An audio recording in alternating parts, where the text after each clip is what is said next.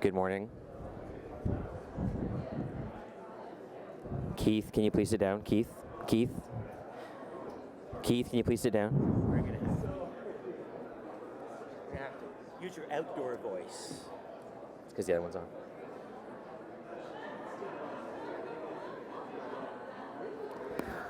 Good morning. Please sit down. Keith Eglai. Keith Eglai, please sit down.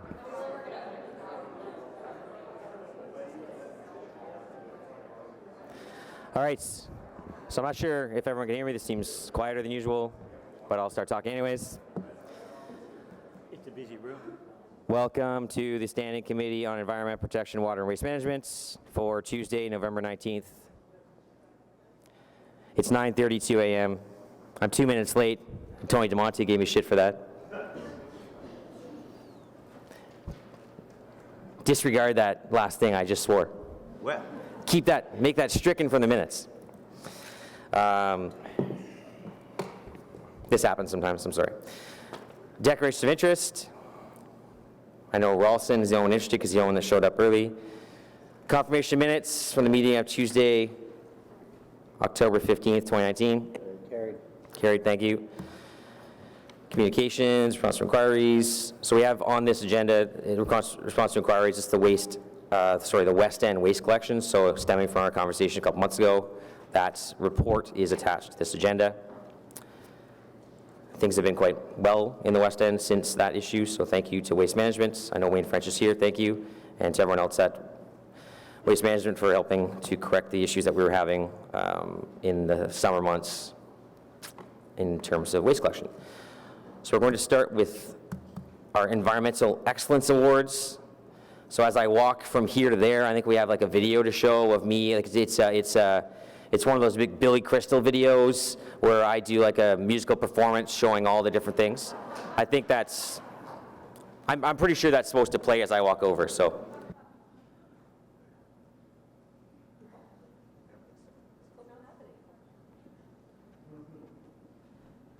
No, so somebody must have screwed up and got the wires crossed.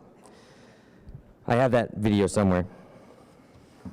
Alas, I did not print speaking notes. Do you have some notes with because I have like some things that I have to say?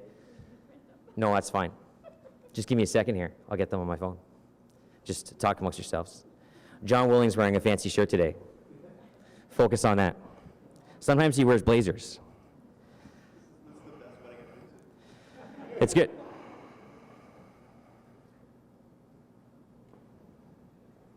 We don't have any speakers, so we have like plenty of time. So, and what do you guys have to get back to? Work? Come on. Doo-doo.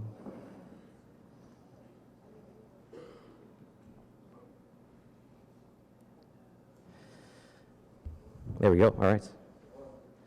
So welcome. George DeRuse is here. If you noticed earlier, he took a picture of himself to make sure that even he knows he's here. So thank you for that. Councillor DeRuse, good times. So I'm pleased to welcome Steve Kay, our city manager, Steve Kanalakis. He was standing over there earlier, so that confused me. And Alison Prest is here as well. She's the one that puts this all together. She puts together all of our award presentations, our retirement ceremonies at the City of Ottawa. So a very important person here at the City of Ottawa. A lot of stuff behind the scenes, but important nonetheless. So thank you all for being here for the 2019 Environmental Excellence Awards. I'm going to ask just a few brief words from our city manager, Steve Kanalakis. Thank you. Thank you, Chair. And there are just a few brief words. And thank you to the Environmental Protection, Water and Waste Management Committee for hosting this event today. This is a highlight every year for our staff who are so engaged in environmental issues and making our city such a better place. And it's a great sense of accomplishment and appreciation for all of you today. I'd like to take a moment to recognize members of our senior leadership team who are here today. We have Valerie Turner, who's our new General Manager of Innovative Client Services, Dan Chenier, Tony DeMonte, Steve Willis, Kevin Wiley, Marion Simulik, and Wendy Stephenson, and of course Vera Etches, our city's Medical Officer of Health. So welcome to all of you. We had a great turnout from our senior leadership team. I'm also very pleased to see so many of our directors and senior managers from our extended senior leadership team who are here supporting their teams and their staff, which I think is a wonderful thing that they came. I'm also pleased to welcome all the nominees who have demonstrated leadership and innovation to make the city greener, cleaner, and healthier. This year we had 12 projects and initiatives that were nominated that showcase people's creativity, expertise, and passion to continually improve our services in a changing landscape. The city plays such an important role in protecting our environment and encouraging responsible practices within our community. And so we need to lead by example. Il faut prêcher par l'exemple. And the work of our nominees proves that we're continuing to make great strides in using environmentally sustainable practices to deliver essential services every day to our residents. Your leadership and innovation have helped us move forward on our environmental protection and sustainability goals, and for that you should be all very proud, whether you come up here and receive an award or whether you're a nominee and you don't get a reward. The fact that you made this kind of contribution is a testament to the kind of passion and dedication we have from our city employees. And often these things go unnoticed because we're so focused on what's in the headlines every day. And I won't make a joke about it, by the way, but then I'll have to apologize. But the fact is that every day, thousands of people show up at this city and do incredible work for our residents, and that often goes unnoticed. And I think it's very important that we stop every once in a while and recognize the great work people do and how hard you all work every day. We tend to just, assume these things happen by magic, that magically this environmental project just happens, so this great initiative, someone just happens to do it. It's not someone, it's the people in this room and thousands of your colleagues that get up every day and serve this city 24 hours a day, 7 days a week to make sure that we're protected, we're taken care of, we're planning for the future, and people get the services that they depend on from our residents. And that's what public service is all about. And I'm very proud to be leading an organization that's dedicated to serving our public. So thank you very much. I look forward to seeing you when you come up here today.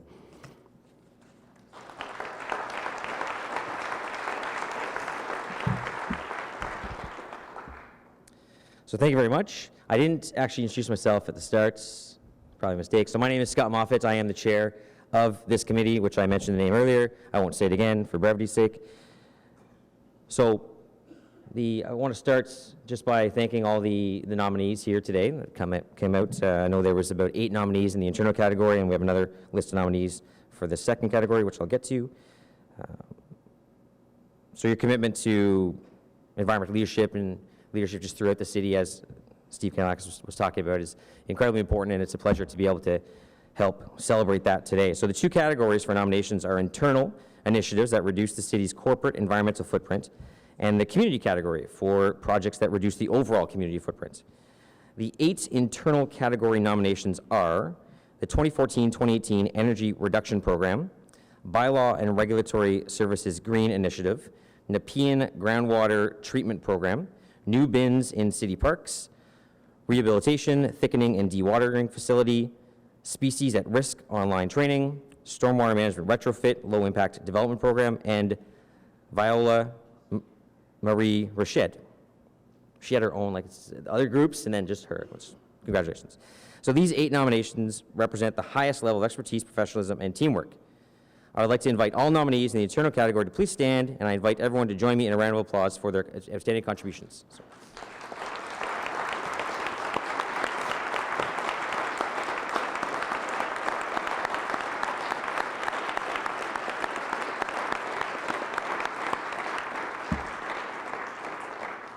All right, that's enough. Sit down. So I'm pleased to announce that the recipient of this year's Environmental Excellence Award in the internal category is La La Land.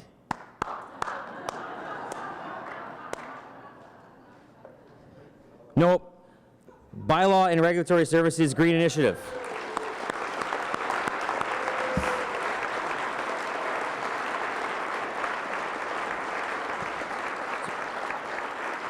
So who we have here, congratulations to Roger Chapman, Tanya McCumber, and Jennifer Thurkelson. Of course, Allison Sandor here as well to take a picture. So let's get out of the podium, Wayne. Thank you. Here you go, guys.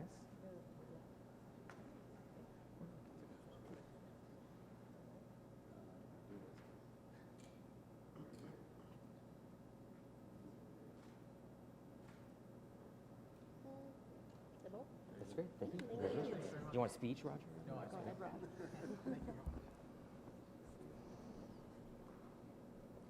So just a little bit about that. So this important green initiative is transforming the department's fleet of vehicles into a greener and more sustainable one. Request for service to bylaw regulatory services has been increasing with an expected 90,000 service calls this year. The department is working closely with partners in fleet services to change the focus from their use of traditional gas-powered vehicles to a suite of eco-friendly transportation modes, including bicycles, e-bikes, and hybrid vehicles. Vehicles that have reached the end of their life cycle are being replaced with eco-friendly options. Larger vehicles used for enforcement, such as animal control, are purchased with the EcoBoost option. The goal is to have the City of Ottawa's most sustainable fleet of vehicles, including fully electric vehicles in the longer term. These initiatives also include the addition of GPS devices to the fleet and a strong push to put an end to the unnecessary idling. This Green Fleet initiative allows the department to greatly reduce fuel costs while encouraging active and green living. This is also helping to increase community awareness of green transportation options. So congratulations again to Bylaw Services.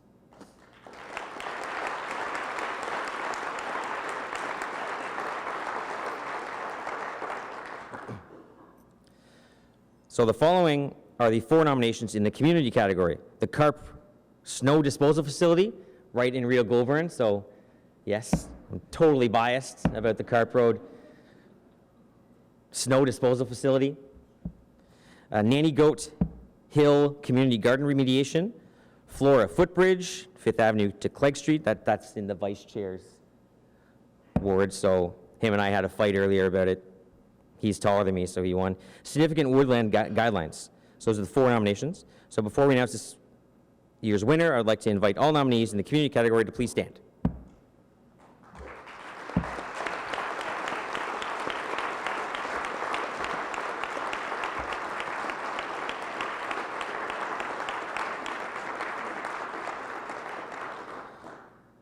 And the winner of the 2019 Environmental Excellence Award in the community category is the Nanny Goat Hill Community Garden Remediation.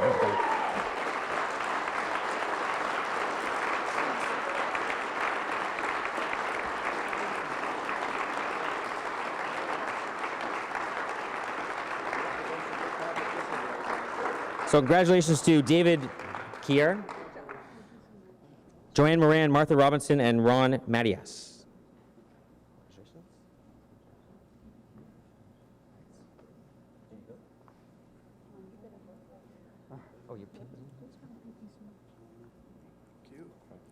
I'm assuming the Carp Road thing was second place, so.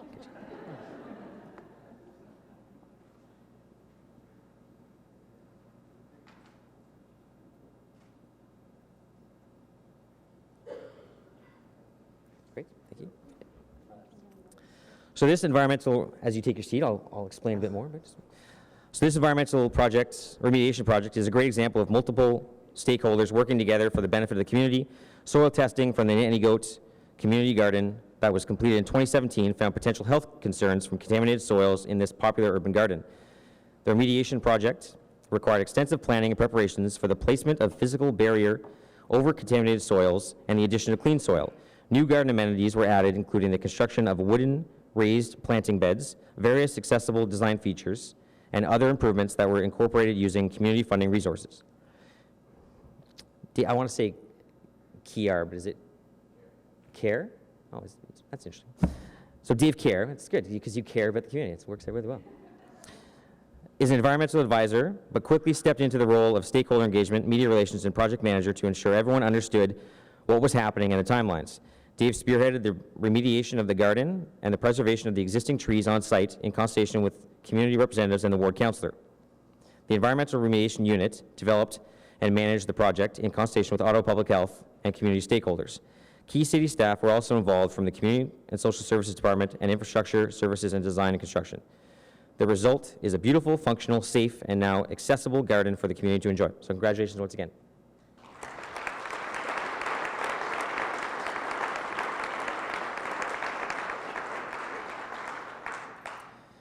So on behalf of the members of the committee, members of council, city manager, and everyone, all the general managers of the city, congratulations once again. Thank you for your involvement and taking part in our ceremony today. I will want to let you know that every nominee does get a certificate. Those certificates are available down the hall in the Heritage Boardroom. You can stop by and see the mayor while you're down there. sure he's not doing anything, so just go say hello. Steve's gonna be down there getting yelled at in a bit for transit, I'm sure. I wasn't supposed to make transit jokes. You said no transit jokes. I'm sorry. So that's really it. That's it. I'm done. I have to go over there now. So thanks so much again, everyone. Enjoy the rest of your day.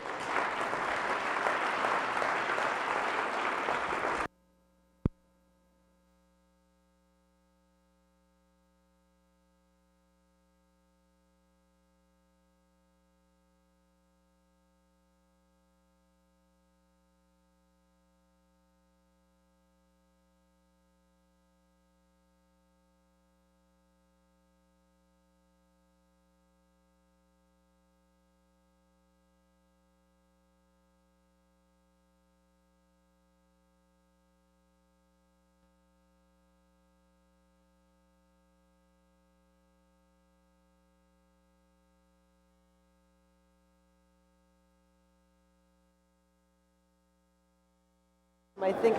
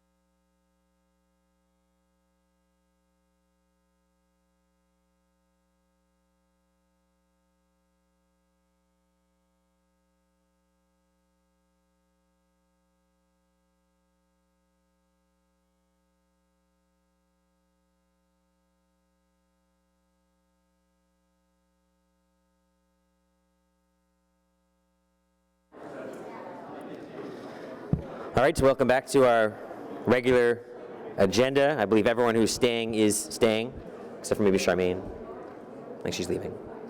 She's leaving. So on to our agenda. Item 2 is the proposed 2019-2022 term of council priorities. We're going to hold that for a presentation. Oh, we now have a speaker on the strategic priorities. Item number 3, amendments to water bylaw 2019-74 and off-hours large water meter installation and maintenance fee. So we don't have any speakers on this, we don't have reports. So this is just some adjustments to our current bylaw. So that the Standing Committee on Environmental Protection, Water and Waste Management recommend council approve 1, amendments to the water bylaw as described in this report, and 2, an off-hours city large water meter installation and maintenance fee as described in this report. Is that item carried? Carried, thank you. Item number 4 is the 2020 draft operating capital budget, so we will hold that. And item 5, the always scintillating status update on Standing Committee Environmental Protection, Water and Waste Management, inquiries and motions for the period ending November 7th, 2019. Is that item received? Great. So we will go back to item number 2, which is the proposed 2019-2022 term of council priorities.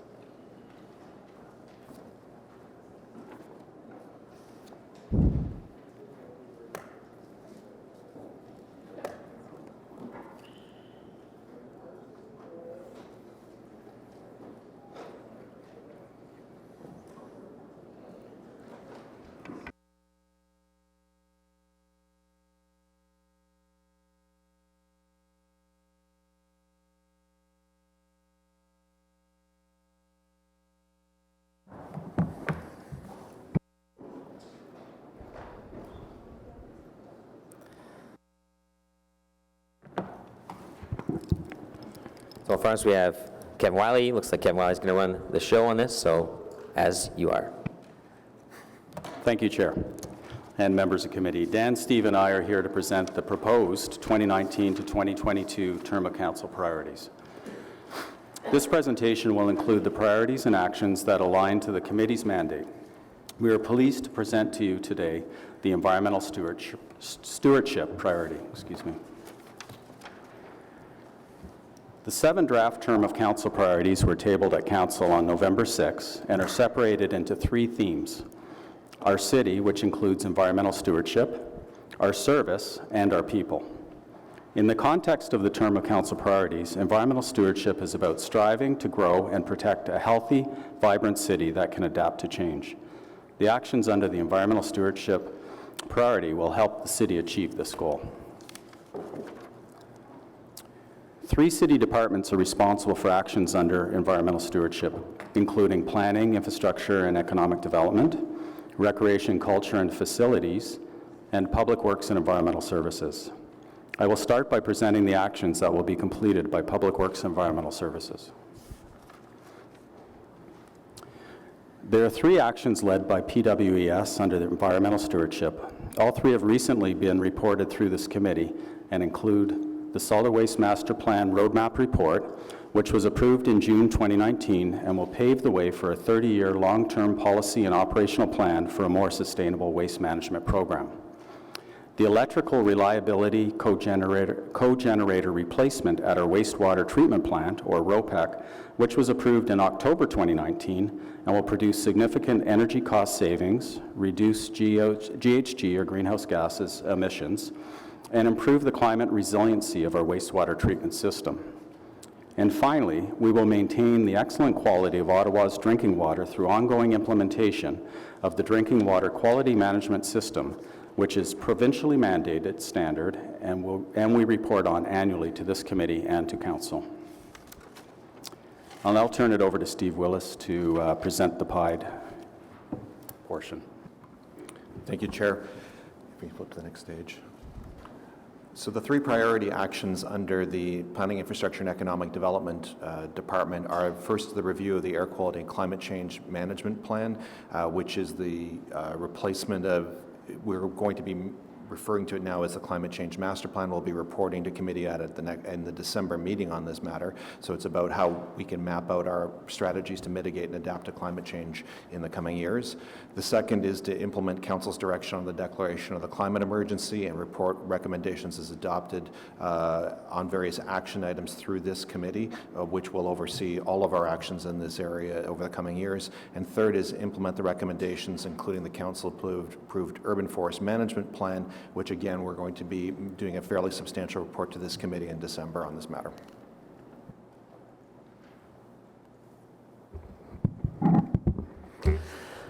Good morning, Chair, members of the committee. My department is responsible for implementing the Smart Energy Phase 2 priority that is included in the plan. This is, as you might expect, a follow-up on Phase 1, which over the last term of council allocated $1 million a year towards energy efficiency measures for city facilities and sites. This new proposal in this strategic plan calls for $3 million a year over the 4 years, so $12 million total. And should also reflect a report that Council approved back on June 26, which moves our payback period from 5.5 years to 8 years.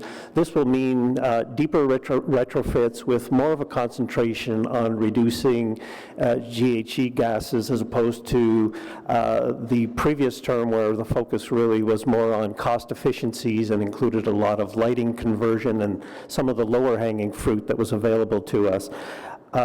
So this program will include more things like building automation, deeper retrofit, replacement of things like boilers and ventilation systems to provide a greater impact for the city. And we're prepared to take any questions now. And sorry, I should have introduced Mary Scott, who is helping us with the slides today. Thank you so much. So it seems obviously like what we're doing here, we're already well on our way in terms of the specific initiatives for our committee. Any questions for staff on this? Councillor Menard. Thanks, Chair. Thank you very much for being here. I was happy to see some of these priorities in term of council priorities. It's great to see that. On the last item, Mr. Chenier, the smart energy, the phase 2 portion of that, What's our projected spend on that program in 2020? Chair, we have developed a spend plan that would spend the full $3 million in each of the years. In fact, over the 4 years, we have $12 million available, and we have about $15 million in projects. So there are no shortage of projects. We are in the process now of finalizing the plan. I have to also mention that the city is working very closely with Envari, our folks over at Hydro Ottawa, in terms of implementation of this plan, and we are looking at opportunities for some deeper retrofits to, as I said in my presentation, try to gain more GHG reductions as opposed to simple energy cost reductions. Okay, yeah, there's an 8-year payback on this for us for most of these retrofits, so it ends up saving us money over time. So I want to be expanding this program in the future. I know we did $3 million last year. You said the plan is coming forward shortly, so will we see the facilities that are going to be upgraded soon, or is that already been distributed? I'm sorry if I missed it. In the past 4 years, we have not distributed the specific plans because it is primarily a rolling kind of piece of work with Envari. Certainly, we'd be happy to show any councillors the scale of the work and the specific facilities that are being addressed as we finalize these plans. That's information that's available should councillors be interested. I think it's important, right? We know where it's being invested, which buildings are getting upgraded and when, and can communicate with our communities that way. I'd like to see a lot more, like I said, investment on this side of things, because it's one of the areas where, again, we save money over time, so and it reduces our GHGs at the same time. So I'm happy this is happening. I know we increased it from $1 million last year per year, but we need to be doing much more on this. There's an item in there, and it's a small item, but it's the support native pollinator portion of the strategic policies. So it could include future commitment. I just want to make sure that this is clear because it sort of keys in on what we did in 2019, but I want to be clear that this could include future commitments to pilot projects or new policies to help this priority. It's not just the pollinator garden we had out front City Hall in 2019. This is a broad expanse, I'm hoping. Chair, the councillor is quite correct. It's intended to be, create some demonstration opportunities, communicate it more broadly, show how this could be incorporated in some of our standards in terms of either our own operations or where the individual community members could take and do their own projects as well. Okay, that's the intent. That's great. We're looking at a pilot in our ward, and I know that this is something we want to see for things like medians and other areas where we can reduce our use of gas mowers and start to put in pollinator-friendly grass and other plants that can actually stay there and not be mowed on a regular basis. My last question is around the climate emergency and the embedding of that as a priority across the entire organization. So I know that's coming. Just given the priority is in here, can you give me a timeline of when that's going to start to be happening so that when we see reports, we know what the impact is? So, Chair, right now we will have a report on the climate change master plan before you in December. We're trying to decide whether this is 1 or 2 reports, and we'll sort that out in the next coming weeks, but there will be a report here in December for sure that will really kick off where are the strategic focus areas that the corporation should be putting its effort in order to address our efforts at mitigation. There will be further work coming later in 2020 on our work on the adaptation strategy. As we reported earlier, we're doing a joint study with the National Capital Commission to get a common scenario of what we need to be adapting to and how we need to create resiliency work, and we'll be reporting on that study, I think, at the end of Q1 next year. We're doing some work with them on the data, and so I think over the course of the next year, you're going to see a series of policy documents that will then, again, start affecting operational decisions in each department over the coming year. Okay, so that'll kind of kick it off when the December report is tabled. We're going to be kicking off the other departments coming in to start to have that lens on everything we do. Okay, that's very helpful. I was happy to see you'll talk about this in the budget, but just some of the items that we're investing in this year, and I know there'll be a lot more in next year's budget as a result of those reports. So thank you, Chair. Thank you. Councillor Brockington. Thank you, Mr. Chair, and good morning, everyone. Are there any priorities illustrated for this term of council that's new that we weren't already doing last year?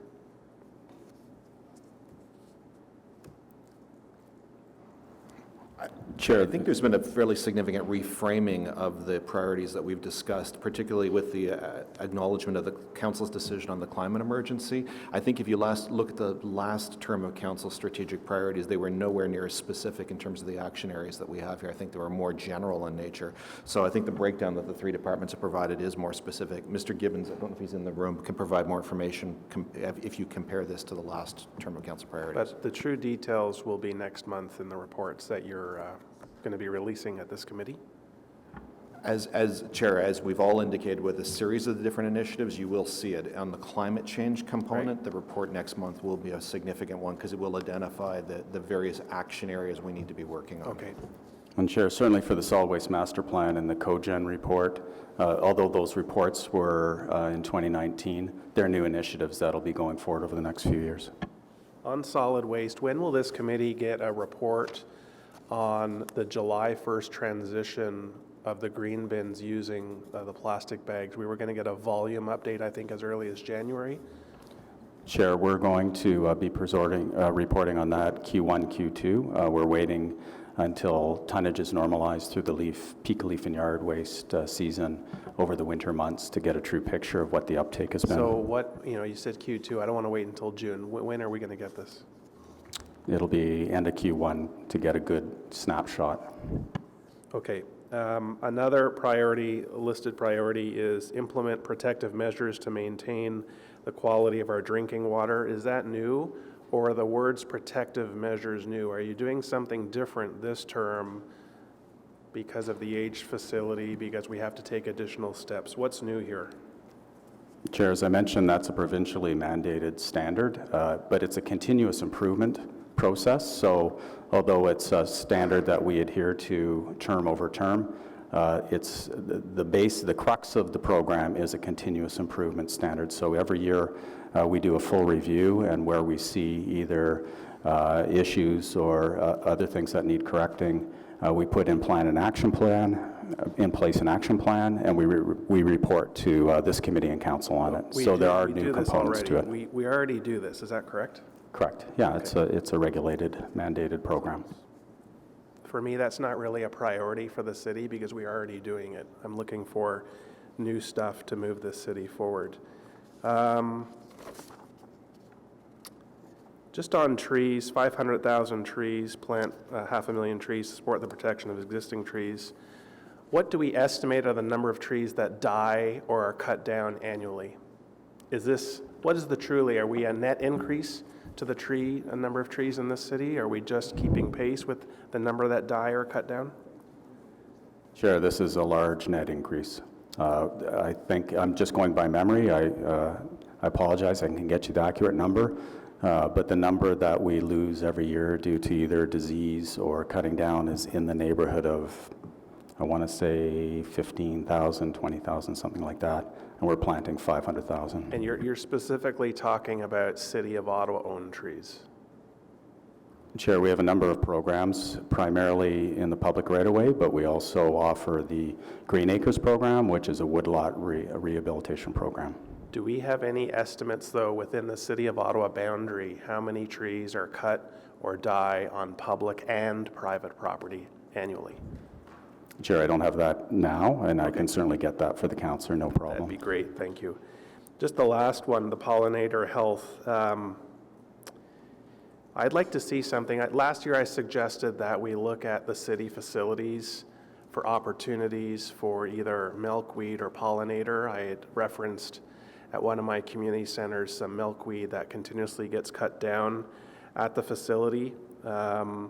It would be great if staff could provide some low-cost ideas to members of council to work with our communities on. So not necessarily saying we want you to pay for it, but what are some inexpensive, community-based, grassroots-funded, grassroots-led ideas specifically about pollinator and or milkweed that we can work with our communities on city property. So whether it be community centers, fire stations, libraries where they have land, not just at City Hall. I think what we have at City Hall is nice, but it's sort of, not seen by the people in the neighborhoods that we represent. So are there opportunities?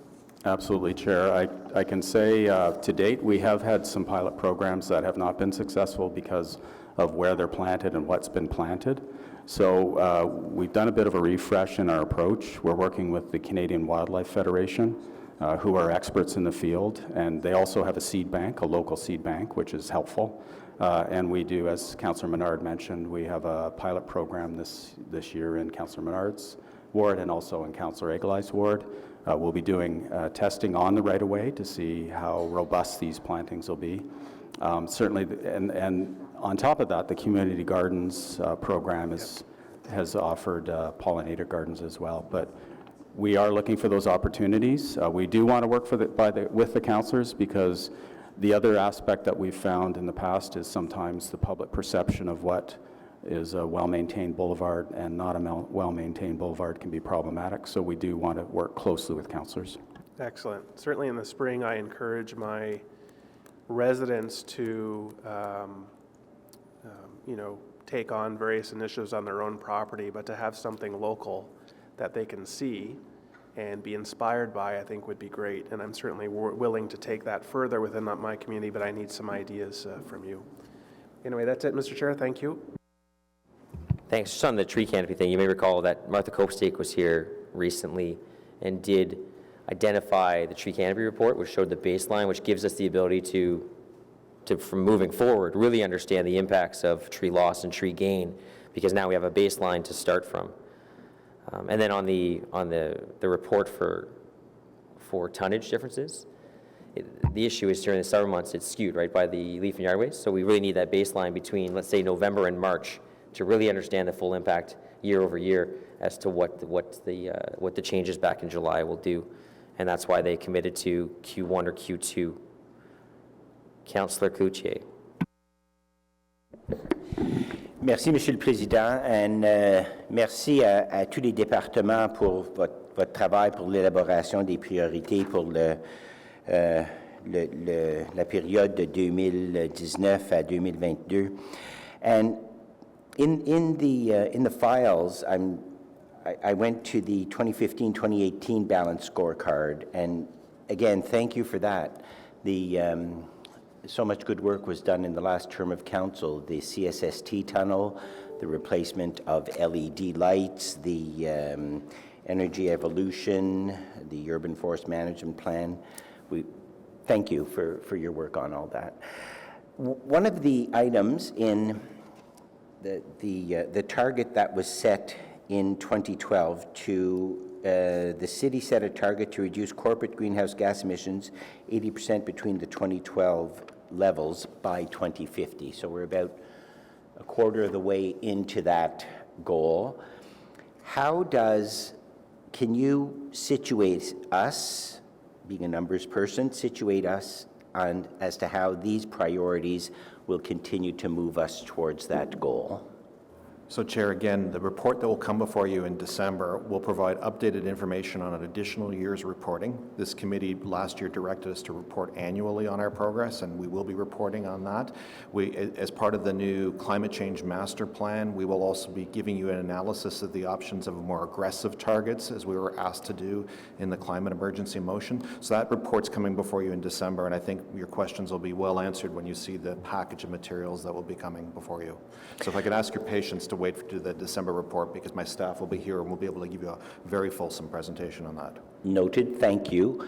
But we're going to be asked to approve the environmental portion of these term of council priorities. My basic question is, are they enough? Chair, in the report coming forward in December, as a result of Council's direction with the climate emergency motion, we are actually going to show you the option of going to a more aggressive, go to a carbon neutral by 2050 target, which would be a higher target than what Council's currently set. And it is a target that's being examined in a number of municipalities across Canada. We will provide you what those implications are. At first blush, just in terms of the analysis, to get to the 80% target, the municipality is already doing a lot of the heavy lifting in the community to hit the 80% target. So the difference between for us as a corporation to go from 80 to 100 is really a small increment because we were already doing a lot of the work to get to the 80. We are on track. There's much more we need to do, and that's what the report coming forward will frame for us. So you have the option in December, should council wish, to go to a more aggressive target. So that's why I'm hoping that you can adopt this today, but then we'll give you a more fulsome report in December. Thank you. Thank you. Thank you. Councillor Eglai. Thank you very much. Just a couple quick follow-up questions on the pollinator piece. And I know, Kevin, you and I have spoken about this before, and I also worked with staff to get the pollinator garden at City Hall. But another option, and I direct this, I think, to you, Mr. Chenier, is the fact that we can work with our communities to create butterfly gardens and pollinator gardens. Now, correct me if I'm wrong, we're able to use our CIL to facilitate that in the park, or no? Mr. Chair, certainly the hard landscaping component and the equipment portion of that would generally be CIL qualifying. The replenishment, the plants, the expendables is the part that wouldn't, but generally volunteers and other sources are able to supplement that. But the very basis of putting in gardens, in my view, would be something that could be done under CIL.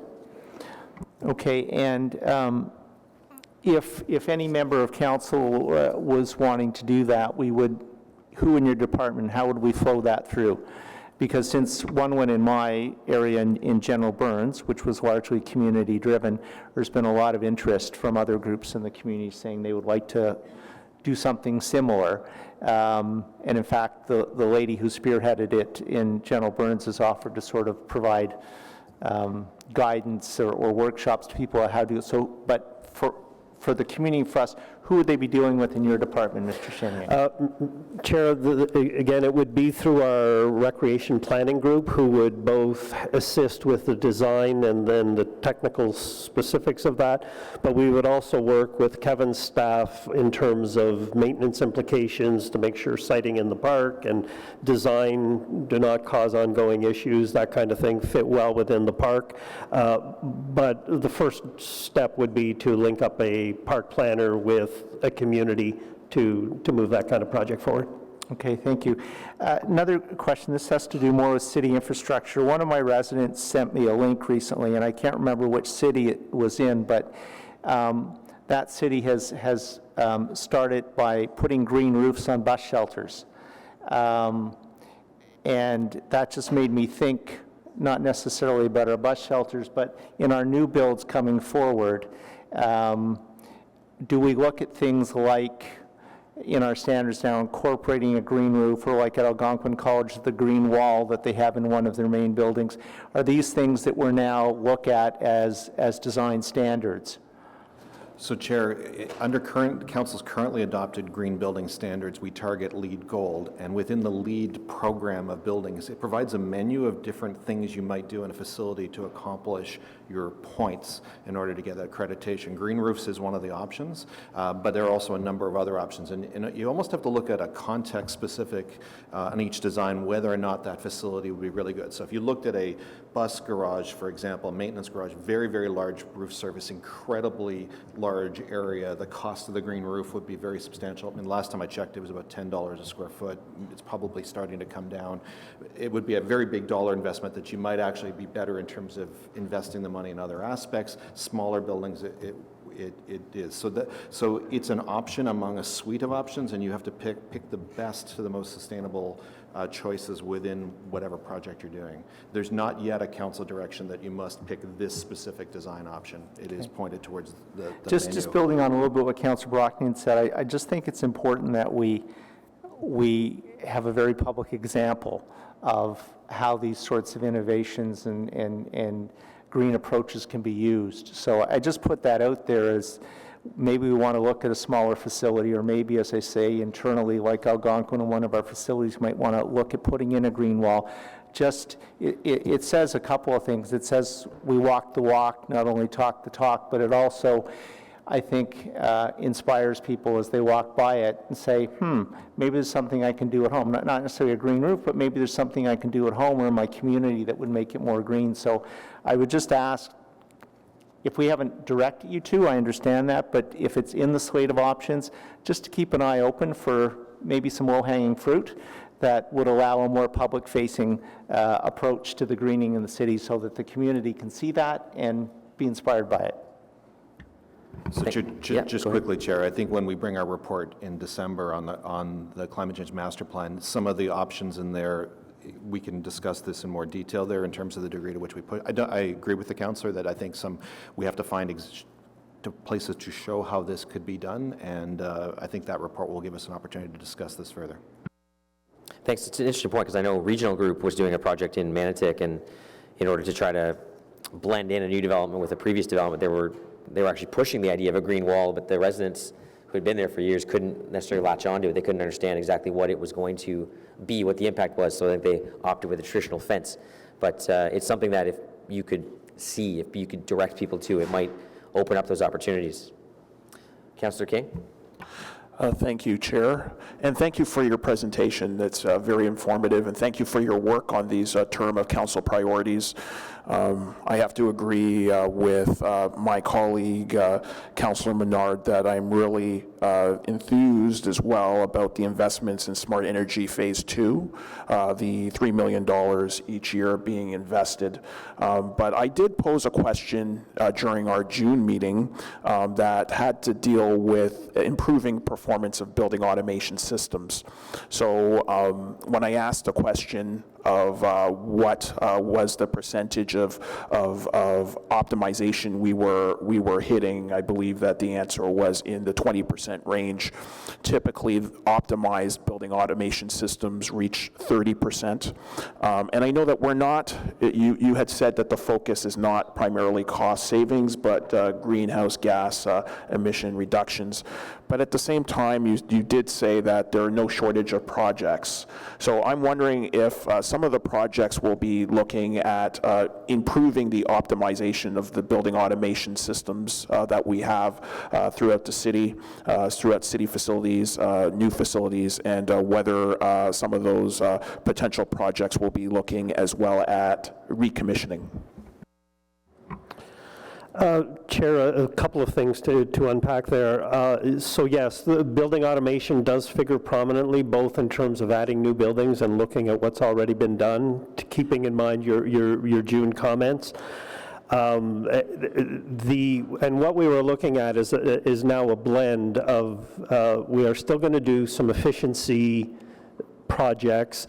It's an average of 8 years, which presumes that we will find projects, and doesn't presume, it identifies that we will find projects that have longer than 8 years, but also some that are back down into the 5-year, fairly straightforward retrofit. So it's a combination of both for a blended average of about 8 years is what we're aiming for.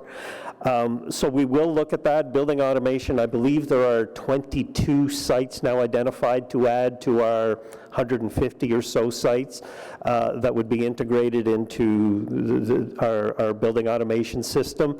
And we will look at the effectiveness of the systems that we have as per the June discussion. Thank you. Now, in some weird, awkward way, I'm going to backtrack and go to public delegations. I know we usually do public delegations before we do speakers, but I'll be honest, I just screwed up. So we have one delegation on this, Angela Plant with the Enviro Center. Angela signed up like after the start of the meeting, and I just forgot that it was sitting here. But I brought you a chair. No worries.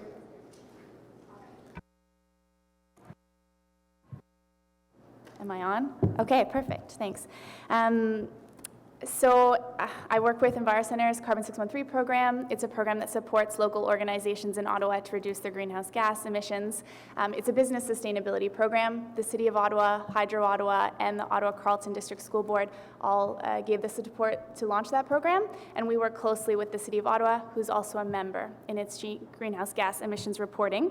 I'm really excited by the conversations we've had today. I think there is a really marked shift in these priorities, moving toward addressing climate change, remarking that climate change is already happening and that greenhouse gas emission reduction must become a priority.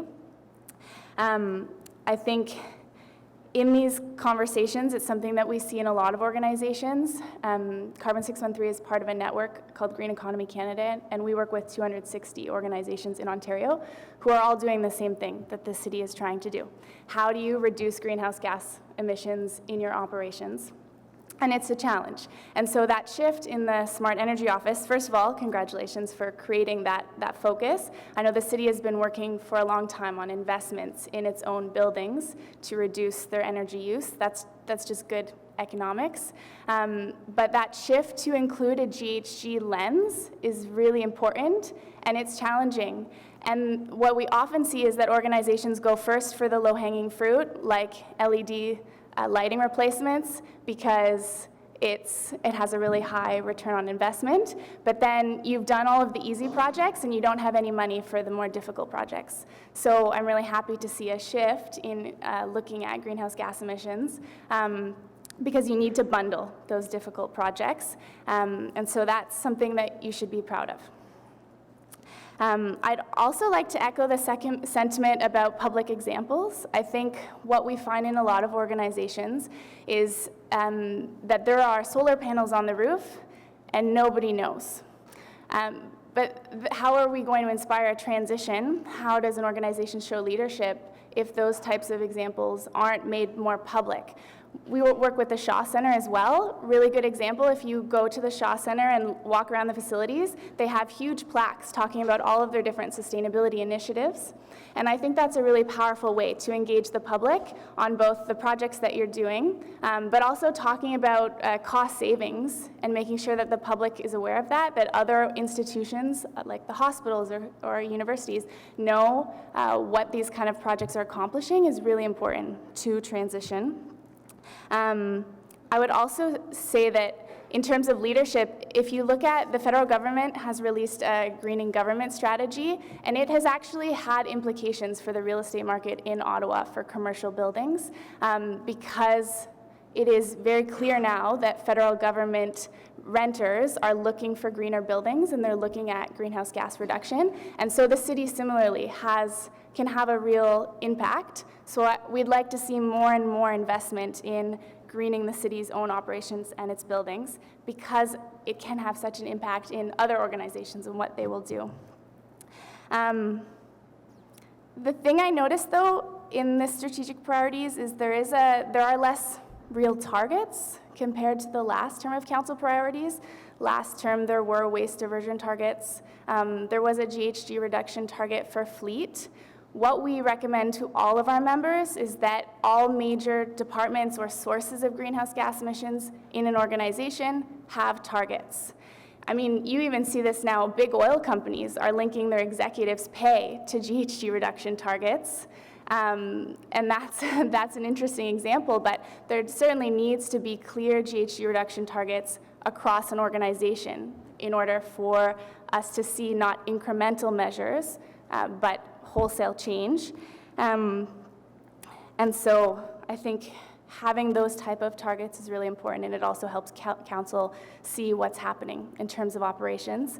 And that's particularly important in what I said in the beginning about the Smart Energy Office and looking at not just projects that will reduce electricity consumption, but projects that will reduce natural gas consumption, because natural gas consumption creates 10 times more greenhouse gas emissions than electricity in this province, so we need to be targeting those and that energy source in particular. So if you want to make sure that the corporation is on track to reduce its emissions, there have to be targets around greenhouse gas emissions.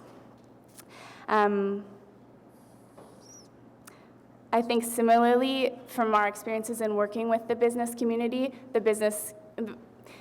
The business community is looking for leadership, but also looking for support. So support in its waste reduction, support in its GHG reduction. Right now, it doesn't feel like it's getting a lot from the city, so I'd like to see more of that.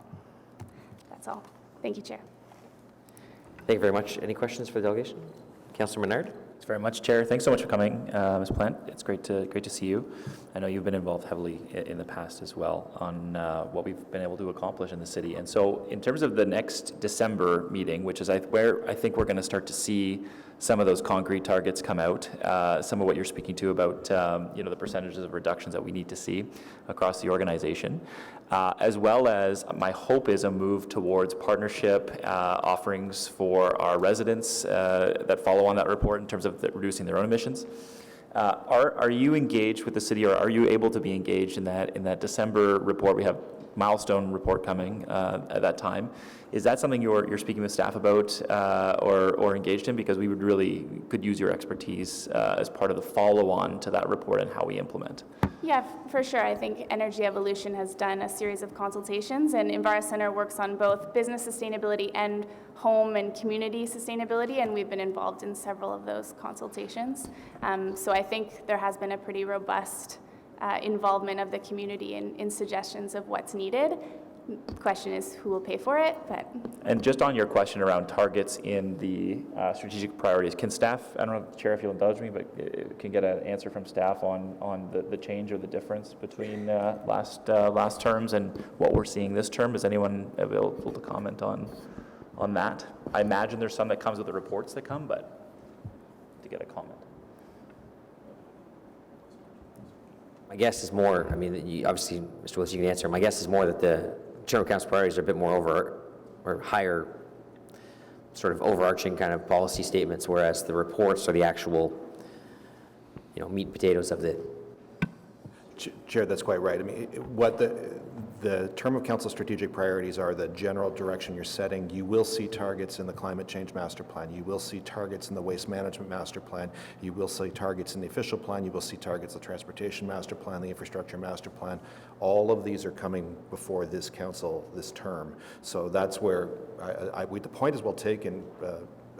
Absolutely agree that targets are a very helpful thing. They're just going to appear at the master plan level. Okay, thanks very much. Just last question, in terms of, if there's two actions that we're not taking now that you'd like to see us take, and you kind of touched on some of them in your presentation, but if you could name two, what would those things be that the city's not doing now? I think programs for businesses that encourage GHG reduction or support businesses in their waste diversion.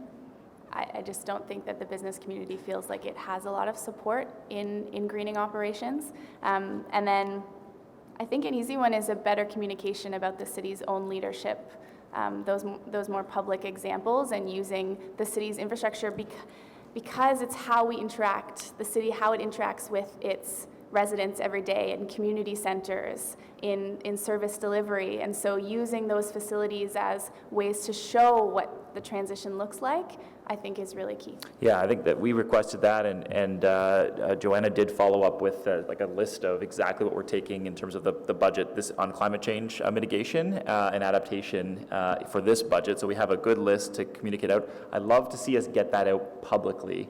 I've sent it out, but the more we can do as an organization to send that out, I think it's important that we communicate what we are doing now and what the future is going to look like. So anyway, very much appreciate you being here. Thanks. Thank you very much. Appreciate it. Thank you. Any questions? So on the report, que le Comité permanent de la protection de l'environnement, de l'eau et de la gestion des déchets solides examine les mesures qui relèvent de son mandat, comme l'expose le document 1, et transmette ses recommandations au Conseil afin que ce dernier les étudie de sa réunion de 11 décembre 2019. Is that carried? Approuvé. Approuvé? Merci. All right, we're going to move on to the budgets. Just flipping around between French and English for fun there. Yeah, I read that one like 6,000 times. No, I'm joking.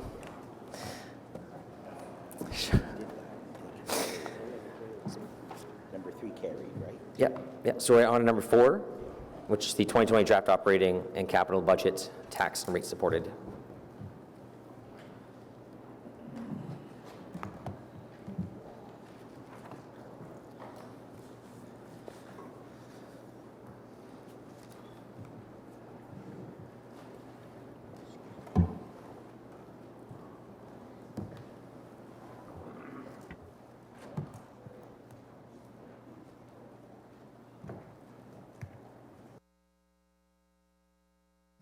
Go ahead, Marilyn, thanks.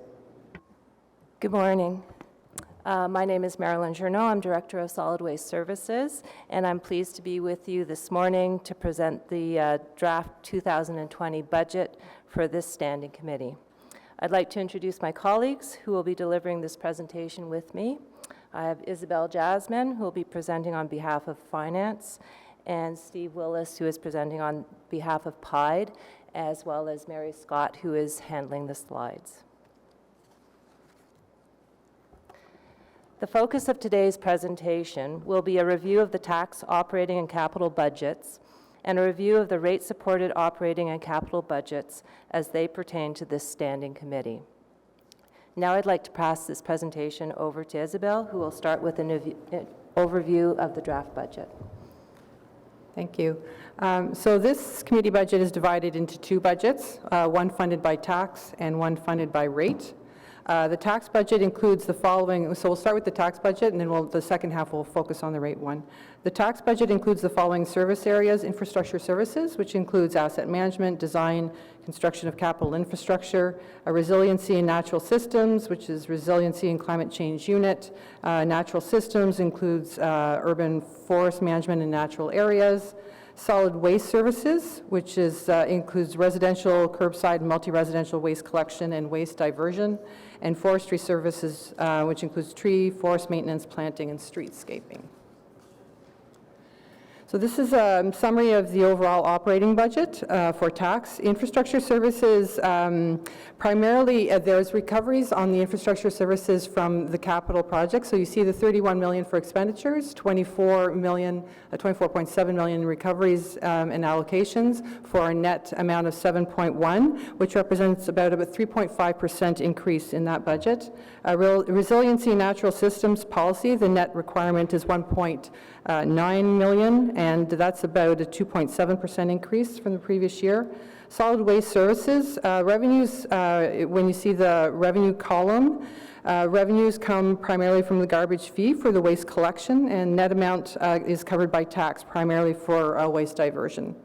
That one would have gone up by 11.4%, and forestry services is going up by about 1.3%.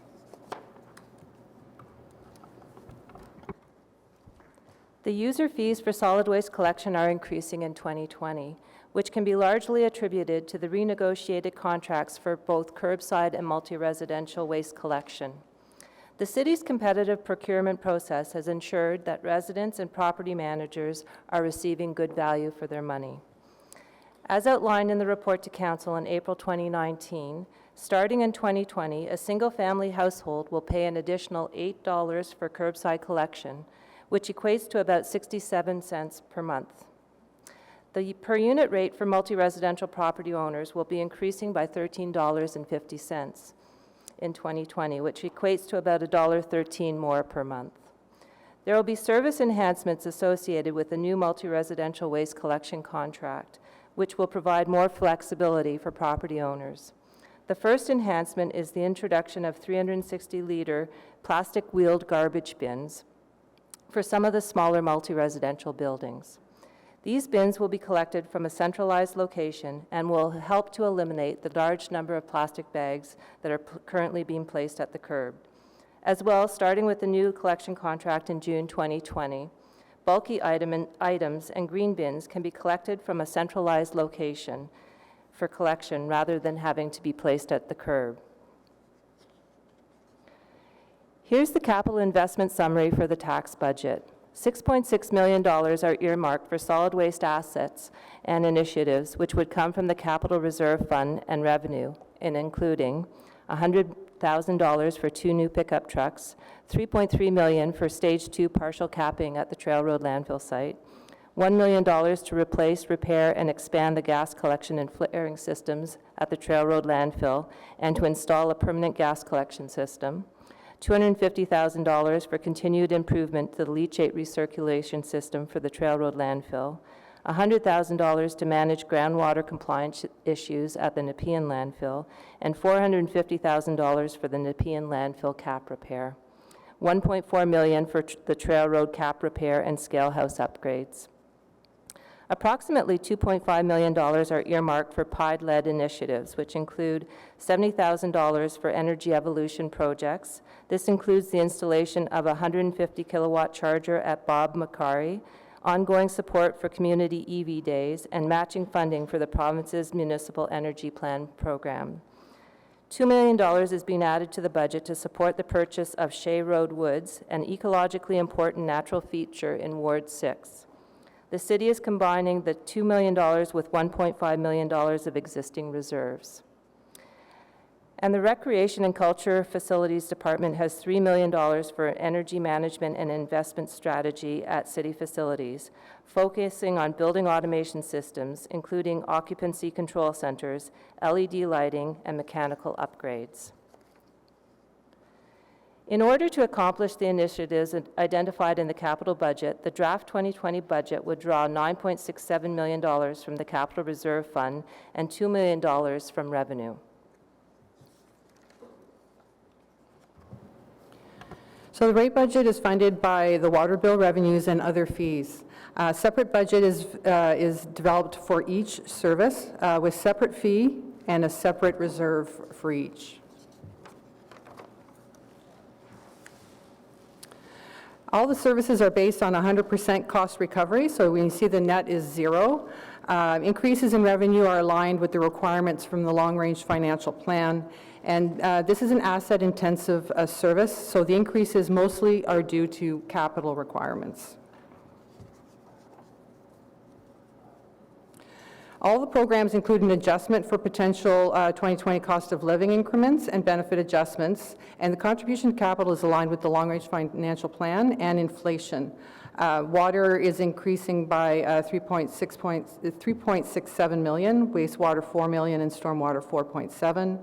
Inflation for capital and construction is 5.8% per the construction CPI for Ottawa.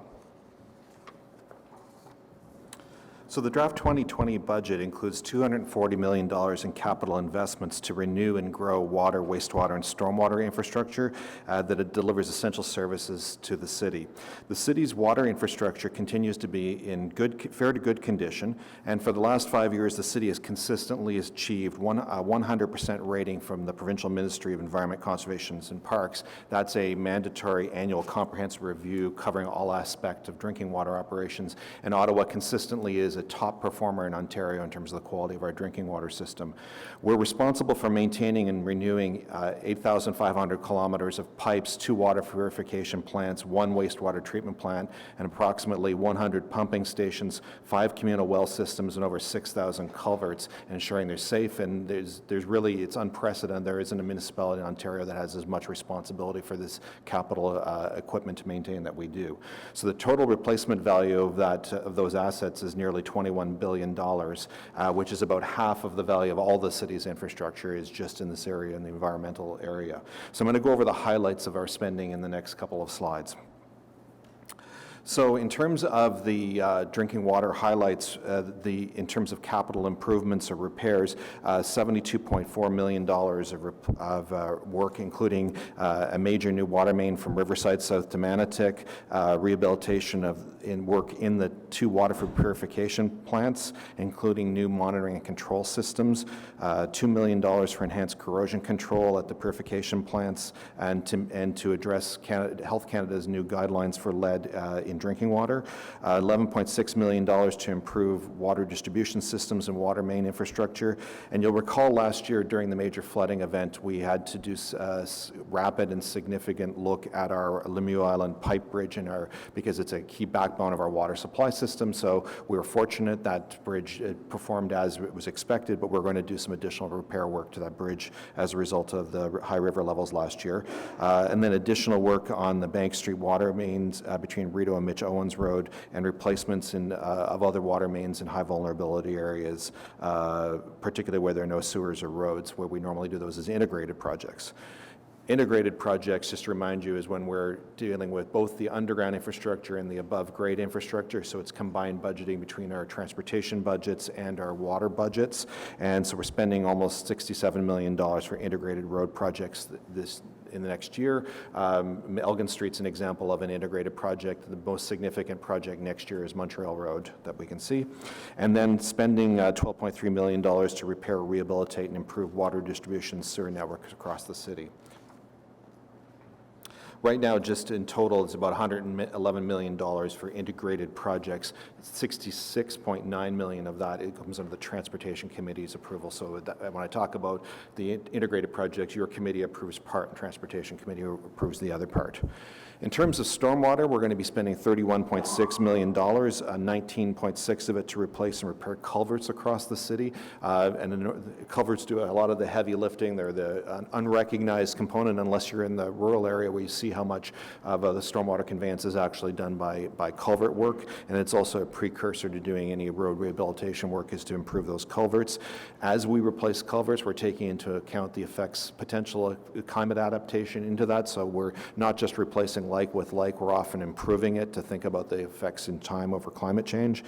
We're spending $4.5 million for rehabilitating and improving stormwater assets, including ponds, catch basins, pipes, utility access areas, outfalls, and pumping stations. We're doing a specific project on upgrading the Kennedy Burnett Stormwater Pond in Barrhaven, and $1 million for the water environment strategy under the Ottawa River Action Plan.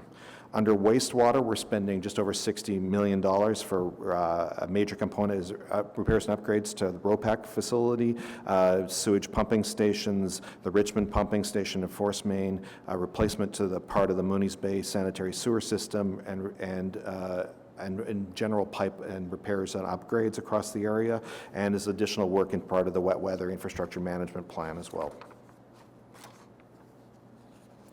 So in order to accomplish all of this capital spending, we draw every year from a series of funding sources. This year, $179 million of that comes from reserves, 36.3 million comes from debt.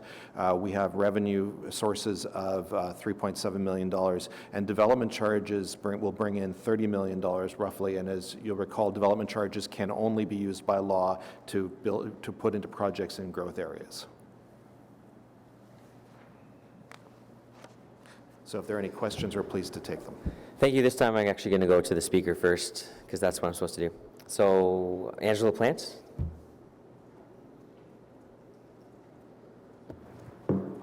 Welcome back. Thank you. I think my comments will be similar, so hopefully shorter. I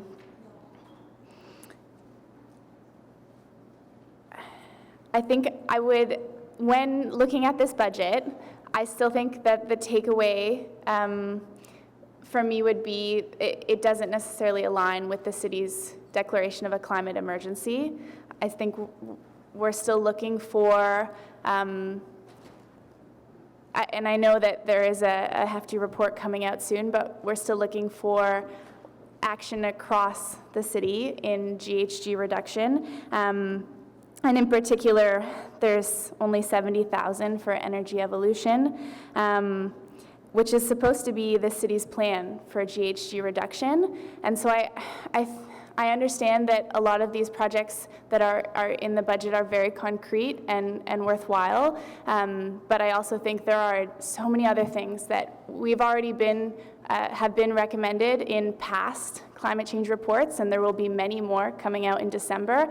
And I think I'm still left with the question of where that is in the budget, and whether we can really afford to keep pushing it. Because if energy evolution comes out in December, then we'll be pushing it till the 2021 budget. I also, when we're talking about climate change and greenhouse gas reduction, we need to look at transportation and buildings. And I don't feel that there's a strong emphasis in buildings, particularly outside of the city, in this budget. So how are we helping inspire private action? How are we helping inspire residents and commercial businesses and institutions to reduce their greenhouse gas emissions? Buildings are the biggest chunk of greenhouse gas emissions in this city. So what are we doing beyond the city's operations? And I guess to present again that there are a lot of organizations in Ottawa that want to continue that are looking for ways to green their operations. And I think they'd like to see more support from the city in terms of waste diversion and greenhouse gas reduction. So similar things. We really look forward to seeing what comes out in the reports in December, and I will see you all then. Great, thank you. I think that's obviously it's challenging with the budget being right now and that report coming a month from now. I think there's going to be a lot in the report that the city cannot fund. Like they're actually, it'll be such a far-reaching report in terms of what needs to happen that it'll be near unaffordable for the city to do it on its own. There will be the need for other levels of government to help out. And I think when you talk about buildings, you know, the province would come into play on that from a building code perspective. From what does the Ontario Building Code say? How can that be adjusted or changed to meet certain targets? So there's a lot of moving parts on that, and it's going to be more than just the City of Ottawa that has to be a part of it. But that conversation, I think, will be quite in depth a month from now when we get into that. Any questions for Ms. Plant? No? All right, thanks again. Thank you. Questions for staff on the budget? Councillor Eglai. Yeah, so I guess this is a joint question. On the breakdown of the budget from Maryland, we heard 83% funded from reserves. Steve, you said 71.9%, I think, funded from reserves.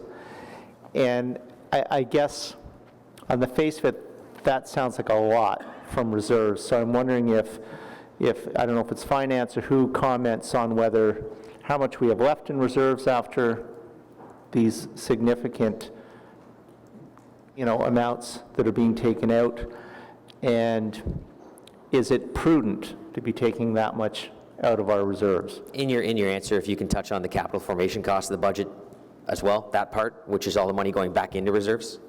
Yeah, no, fair enough. Good point.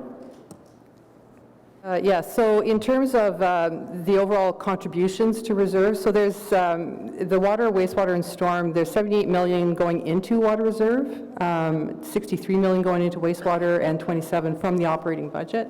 And then the transfers to capital are 87, 50, so we are drawing down actually on the reserves, except for the wastewater is going slightly up. But the other two, water and storm, we're drawing down. A lot of these are renewal projects. Which, sorry? And renewal projects. Yes. So issuing debt, we try to avoid that and try to use cash reserves as much as possible. So there's not a lot of development charges either because they are. Right. I guess what I'm asking is the percentages, it's almost 72 and at 83, is that the norm? Or in the sense, is that what we would normally do, or we, because we have an abundance of renewal projects, it just sounds like a significant number. And I get the chair's point about what's going back in, but for some of them, we're going to see a net reduction. So I'm just trying to wrap my head around, are we having more renewal projects? Why such a big pull on the reserves this budget round? Chair, perhaps I can weigh in here. Yes, you are seeing way more renewal projects. The development charge funding that's in this budget is exactly as is detailed in the development charges background study. For growth projects, they are funded, if they're 95% DCs, they're funded at 95% DCs. But the focus has been, as per Council's direction, to maintain the state assets that we have, to keep them in a good state of repair. So the majority of this budget is renewal. Okay, thank you. Thank you, Councillor Brockington. Thank you, Mr. Chair, and thank you for the review of the budget again. I want to talk about the water rate that we charge our residents, specifically the increase year over year.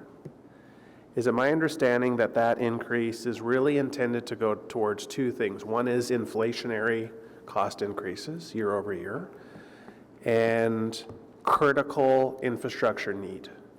That the reason why our water rates are rising far higher than the rate of inflation is because of the critical state of our infrastructure. Despite Mr. Willis's statement that it's fair to good, we do have infrastructure that's in bad shape. And the reason why our water rates are increasing at the level that they are year after year is to address the critical infrastructure. So I'm asking this question to make sure that we're increasing the rates because of this reason, that we have critical needs and that's where the money's going towards. So on the operating side, we stick just to base inflation. Most of these increases are related to the capital requirements. We also have in the long-range financial plan, same as in the tax side, we have an infrastructure gap that we are trying to catch up on also. And that's also built in. So it's addressing the capital requirements needs, getting to a state of good repair, and then also trying to address the infrastructure gap over 5 years. Because I ask this question every year. And I want to ensure that if we don't have critical needs, we don't need to be increasing the rates as high as they are, because people push back on this. Residents continuously say their water rates are rising at basically double, if not more than double the rate of inflation, and I need to reassure them that their tax money is going to a very good cause. We're not here to negotiate whether or not we fix water infrastructure. It must be done. But I want to make sure that this is exactly where the money's going. There are 2 projects in the 2020 budget in River Ward that go towards replacing the waterworks. One in Carlton Heights. We've had 15 breaches in the last 3 winters, including 2 on Christmas Day. And my initial meetings with staff a few years ago was, yes, Councillor, this is on our to-do list in 40 years. And I said, that's not good enough. Same community can't be every winter. I mean, you should see the street after a number of water main ruptures in January and February. We lose the battle with ice. It's just very, very difficult. So I just want to applaud that in this budget there are 2, in the grand scheme of things, minor waterworks repairs in my word, but very, very much needed. When new infrastructure is built, can you just talk about the cameras and the way that you're monitoring the infrastructure going forward? I know there's a lot of talk that the cameras help us with rat monitoring, but the cameras are really installed to allow infrastructure services an idea of the state of the infrastructure. Is that automatic in all new builds, or is that only in particular, maybe larger corridors? So, Chair, we typically, Mr. Gontier here can assist me. I think it's probably best if he answers this, but typically we use camera inspections as a regular part of our methodology to determine the state of condition of a piece of equipment, and we use mobile equipment that can be moved around. Mr. Gontier probably can add more specifics. Yeah, Chair, there's probably 2 main areas where we use the camera inspections on our sewers. One is to confirm after construction that the sewers have been built according to our specifications.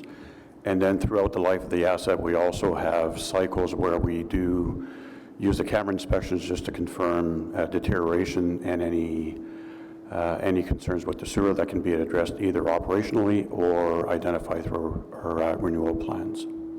Okay, that's good. Ditch cleaning. Contrary to popular belief, there are a number of ditches in my ward.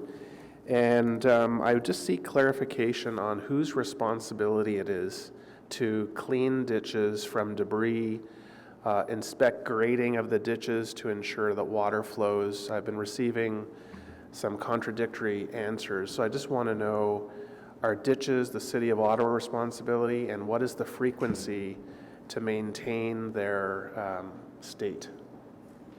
Chair, that's Public Works Environmental Services responsibility. It would be part of the TRC budget. It would be included in there. We do, again, I apologize, I don't have the figures in front of me. We do routine maintenance of ditches. Every year, I think we're in the neighborhood of 60 kilometers of ditching. But then we do also reactive maintenance where there's problems with drainage and flow, et cetera. Are there any cases where the ditch is a responsibility of the homeowner? Yes, there are, Chair.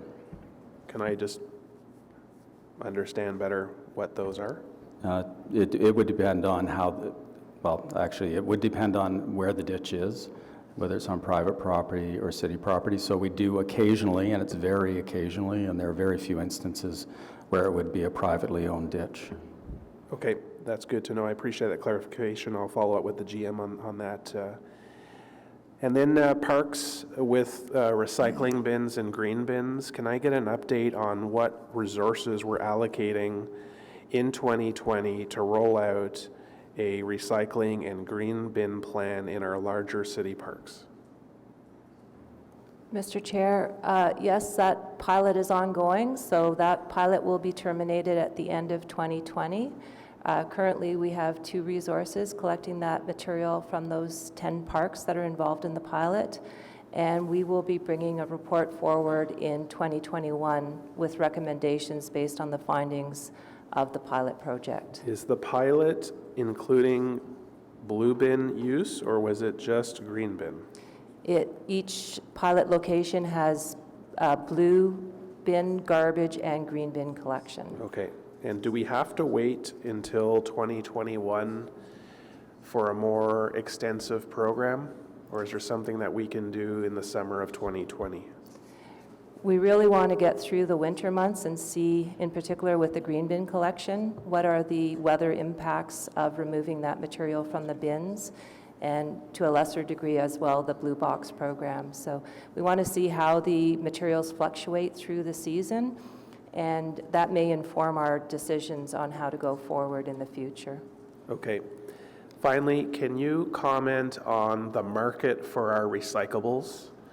What does the domestic market look like for purchasing the things that we collect? I was just visiting family on the weekend out of country, and their municipality no longer accepts glass. Glass is now going in the garbage. Can you elaborate what the future looks like? Is there still a strong market for our recyclables? And is the revenue that we're projecting the same, higher, less? So this year's revenue is coming in at a projected $8 million for the sale of the blue and black box material items. We're budgeting similar revenues for next year. Okay. It's, based on world commodity prices, so it is a bit of a guesstimate, but we use the 3-year average to produce those budget estimates. So we're fairly confident that the markets will remain strong. I mean, they fluctuate month by month, but to date we have had great success in marketing all of our materials. They're all marketed within North America, so we're not impacted by what's happening in Asia with regards to the markets there. Is there any possibility that our program will expand to accept other recyclables not yet included in our program? Through the master plan that we've just initiated, we will be looking at all of those options and policy statements. So there is, the province has initiated Bill 151, which is looking at the stewards being fully accountable for the Blue Box program, which would include full cost recovery on that program. There is, one of the issues that municipalities across Ontario have been asking for is to have a consistent program across the province, so that if you're in Toronto, the program mirrors what is accepted in the Ottawa program and things like that. So I think we will be seeing at the provincial level some consistency across the province coming in the future. My final question is regarding the green bin, and let's assume for a second that the plastic bag transition on July 1st is a smashing success, and the volumes collected surpass the tonnage that we negotiated in the contract. What happens then? I know, if I remember correctly, you're substituting some of that extra with leaf and yard waste, and I think maybe that's such a significant volume that we're not in any type of risk that if actual green bin organic matter increases 25%, we're still covered. Are there any risks to us in 2020 if green bin volumes far surpass expectations? So you are correct. We use the leaf and yard waste component of the green bin program, and it's easy to move that material off to composting facility near the Trail Road landfill site. And so we can manage the collection contracts or the collection of the green bin materials through that process. So in the fall, we can divert more leaf and yard waste to trail for outdoor windrow composting, and we can do the same in the spring. So we will manage the contract to the $75,000 put or pay. So no risk at all? No. Okay, thanks, Mr. Chair.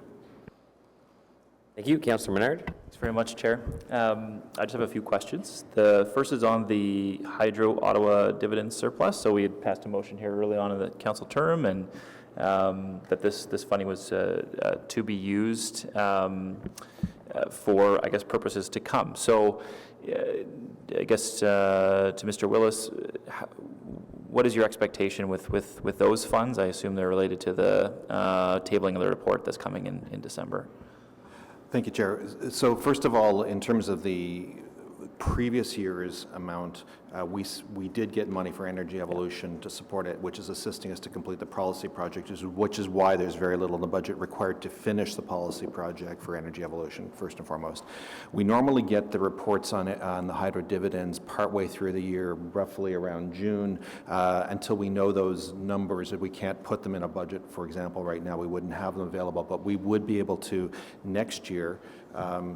If the December report's adopted, which identifies what I think are about 20 different action areas where we could put money in, our expectation is that those dividends will be directed to those, some of those action areas or all, and we'll be able to report and make recommendations to you on the basis of the approved strategy that was coming at the end of the year.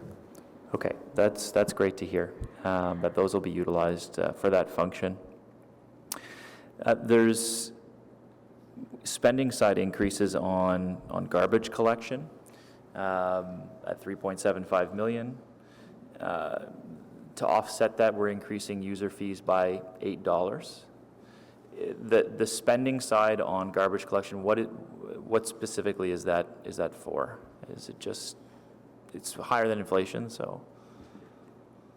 So it's, we just issued new tenders and contracts for both the curbside and multi-residential waste collection, so those are competitively bid contracts. And the value of those contracts have gone up significantly over the last 7-year contract that were issued. So it's a direct reflection of those contract increases. Okay. And those were, just jog my memory, those were short-term contracts, or they were a continuation of contracts. Can you just remind me again on those ones? Because I think we're supposed to be doing a full look at this in a few years. Can you just remind me? Yes, Mr. Chair. So on the curb side, it was a 3-year negotiated contract. Right. Given all the uncertainty around Bill 151 and where the province may or may not be going with the Blue Box program. So in April, we awarded those 3-year term contracts. However, for the multi-residential waste collection contract, that was a fully tendered contract, and it's for a 5-year term plus 2 1-year extensions at our discretion. Okay. Because, yeah, I think the percentage increase over last year is something in the range of 8%, something like that. So the diversion and recycling budget is going up $4.4 million. Councillor Brockington touched on this. Is that just because of the green bin contract that we renegotiated, or are there other items in that $4.4 million there's a reason it's going up? It's largely due to the contractual changes. Okay, and I just want to be sure, because we've put plastic bags in the green bin now under the auspices we're going to get some savings associated with the contract, right? So, but our budget has increased in the last 2 years, I guess, to pay for the upgrades at Renewy, or is there other reasons? Yes, so Renewy has, as part of their enhancements at their plant, they invested $3.4 million to deal specifically with including dog waste and plastic bags at their plant. But that's already been incorporated into our budget because those enhancements started in 2019. So that's already, it's not in the 2020 budget, so it's already been incorporated. Okay, so last the year. adjustments we're seeing in the $4.4 million related to the green bin contract is what specifically then? Sorry, I just want to be clear. It's the cost of the collection increases due to the contract, due to the collection contract piece. Okay, I just want to make sure there's a savings associated with this, because we made this big move to do this, and I don't agree with plastic bags in the green bin, but now we're doing it, and then there's a cost that comes with it. So I'm trying to key in on the advantage to us. The purpose behind the plastic bags in the green bin was not to save us money. It was really to encourage participation in the green bin program and to allow a new feedstock into the program. So the driver was not to save us money, it was to increase participation. Okay, but our costs have gone up pretty significantly on the diversion and recycling portion of this. I think this one is again in the 8% range just from last year, so that's a big cost increase. And we were supposed to get a report back on the diversion difference. Is it January of 2020? Yes, we were going to look at preliminary numbers in the master plan report that's coming out likely in February or Q1 of next year. Okay. And so at a high level, obviously we'll have much better numbers after a year of operation, but we'll have some preliminary numbers in that report. Okay. The materials and services budget is going up by $7.6 million. Can you give me which items specifically this is related to?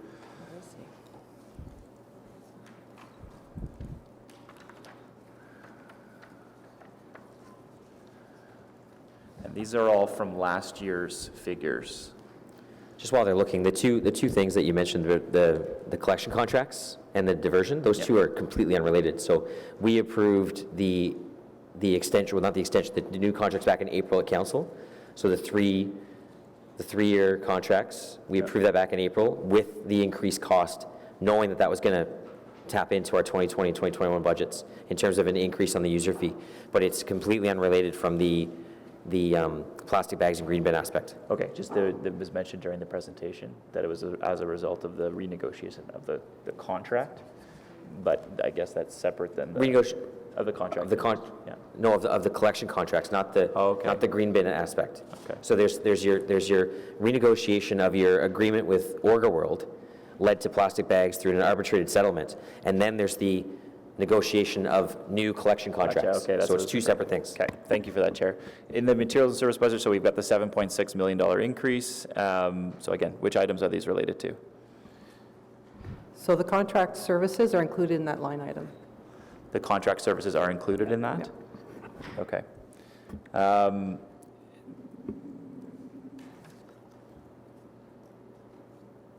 So that would cover how much of the 7.6 million?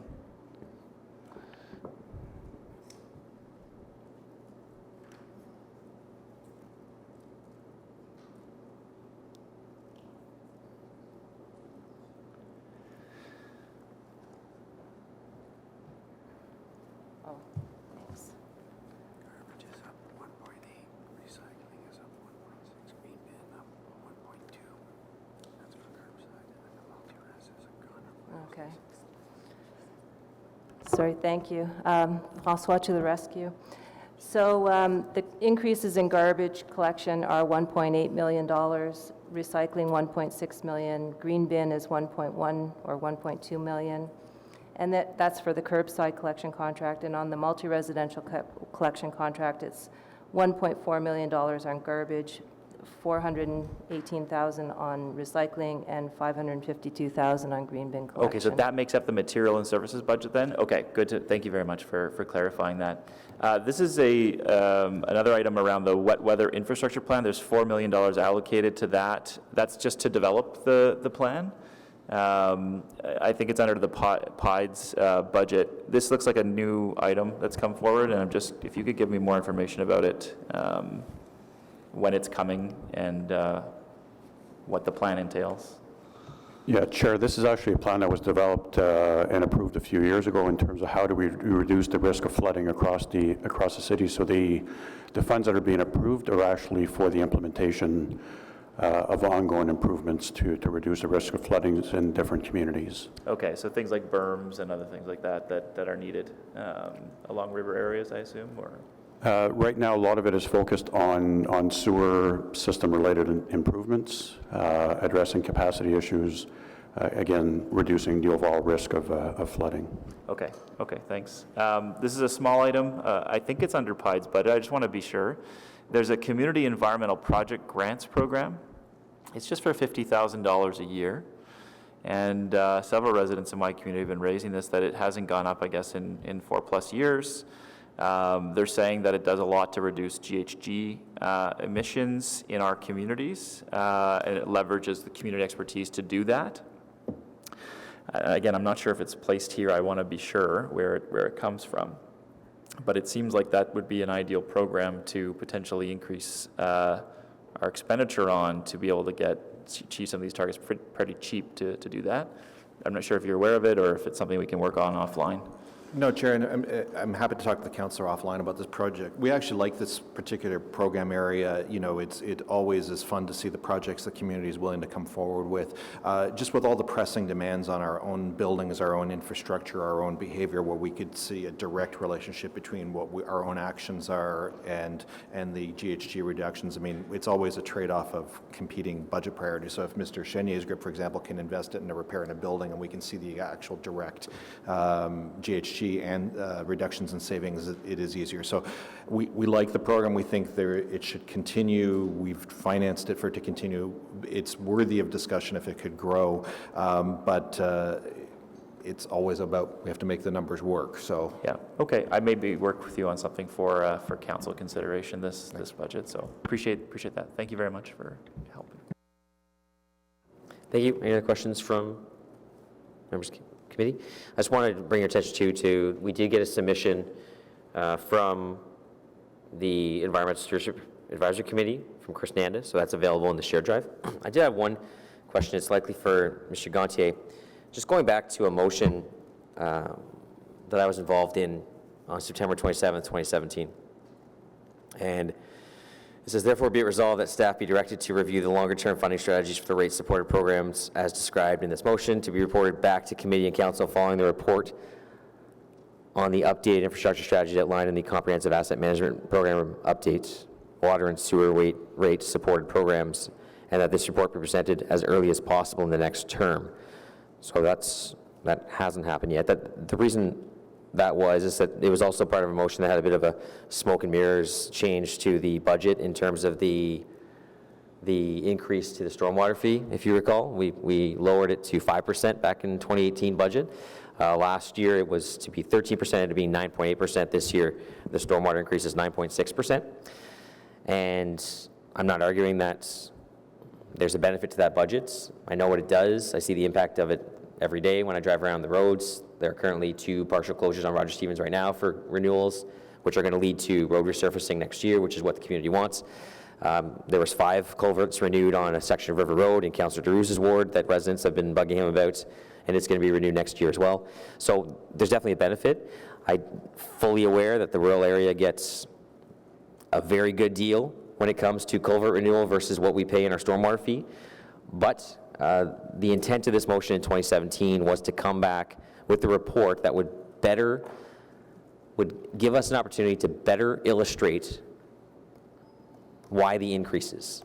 Whereas in 2016, when we went out to the public on the stormwater fee, we did not anticipate 10% increases to that. So the intent of this motion was to come back to this committee with a full report to explain what the need is and why that need was not known in 2016. So, Chair, if you recall, as part of in 2017, we also brought forward an update to the asset management program that was aligned with the long-range financial plan. Yep. That also articulated the needs across different assets, including our stormwater assets. Yes, I understand that, but it wasn't anticipated to lead to, because what we're doing when it was all stuck together, the general increase was 5%. But once you pull everything apart, your increases on water and sewer are around 3 or 4%, but the increase to stormwater is now up above 9%. Actually, it's projected to be 12% for the next 3 years, but it's not going to be. But that was what the long-range financial plan projected, because once you pulled those apart, it couldn't be done the same. The 5% doesn't work on all 3 numbers the same way. So the intent of this was to come back with a specific report on, because again, that was early 2017. This is the report I'm talking about, September 2017, that it ended up being that we put that motion for, that we wanted a further report to come back to discuss stormwater and the infrastructure aspect of that and why the increases need to be so significant. Chair, like I indicated, the The report that came up on the asset management piece was later in the year, so intended to capture some of the pieces that you're referencing. If that's not clear, that's certainly something that we can follow up to make sure that we do satisfy that requirement. Yeah, I don't think it is clear, because this motion specifically said the report be presented as early as possible in the next term of council. That's this term. This was approved last term. So I don't think I'm wrong, but I don't think I've seen anything this term of council. Chair, we'll bring an update. Okay, thank you. Thanks, that's it. All right, any other questions from members of the committee? No? So we have a roadmap motion for the vice chair to walk through the budgets, So I'll do each, I guess. unless you all just want to approve it all at once. Yeah, at your discretion, Chair. What, I can do each item if you want. You can do. Only if people object to pieces, otherwise No, fair enough. Okay. I'll read out the 2020 budget motion on the tax-supported side, that the Standing Committee on Environmental Protection, Water and Waste Management recommends to Council, sitting as Committee of the Whole, approve the Standing Committee on Environmental Protection, Water and Waste Management 2020 tax-supported draft operating and capital budget as follows. Infrastructure services as follows. A, user fees, page 4. B, operating resource requirement.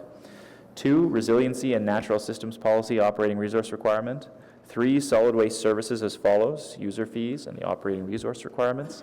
4, forestry services follows, user fees and operating resource requirements. And 5, Standing Committee on Environmental Protection, Water and Waste Management capital budget, page 14. Individual project listed on page 28, 29, environment, and pages 31, 37, solid waste. On the motion?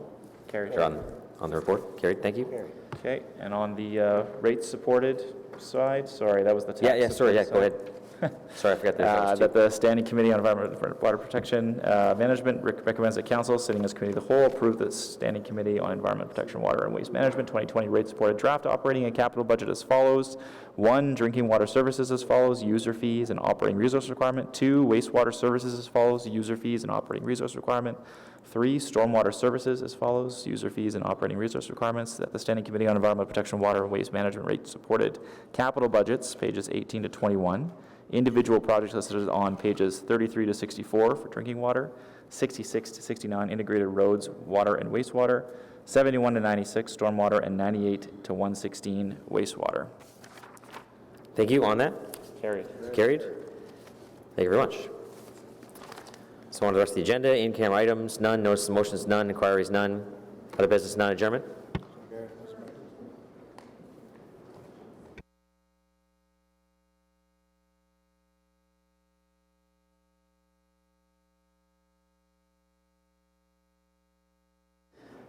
So adjournment carried. The next meeting is Tuesday, December 17th, 2019.